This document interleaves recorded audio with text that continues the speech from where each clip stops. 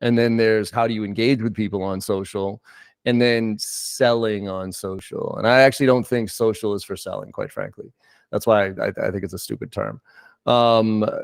Because on social, it's more about building your credibility. It's about building your brand. It's more of a marketing function than it is a sales function. And that's why so many people don't build their personal brands, is because there's no short-term benefit to it.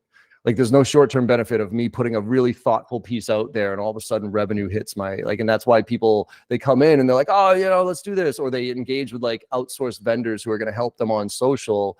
And after a month or two, they're not seeing any, revenue results. And so they end up canceling the contract with whoever that social provider is.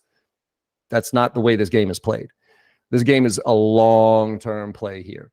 And so the way that social has, it's been everything for me is from a branding standpoint. But the challenge is, how do you do it in an authentic way? And how do you do it without wasting a whole shitload of time? Or outsourcing it to somebody, which is ultimately inauthentic, right? Because in order to be effective on social, you have to be the person on social. You can't automate your comments. You can't automate your posts, right? Like people, you all know what an automated comment looks like. You all know what an automated post looks like. And that does not build trust. That does not build credibility. So the easiest way for me, and this is, I don't even call this a hack, because I think this is the right way to do it personally. Pick your, the main priority should be learning. So here's an example. Say you sell to CISOs in healthcare. Okay. Say that's your audience, and whatever your product is sells to CISOs in healthcare. What I would do is I would go follow the top thought leaders, top CISOs in healthcare who are putting content out there. So I use a product called Feedly. I don't know if you guys know Feedly. It's, there's a free version, a paid version. All Feedly is an RSS aggregator. Okay. So say there's like 4 or 5 different sales blogs you like reading.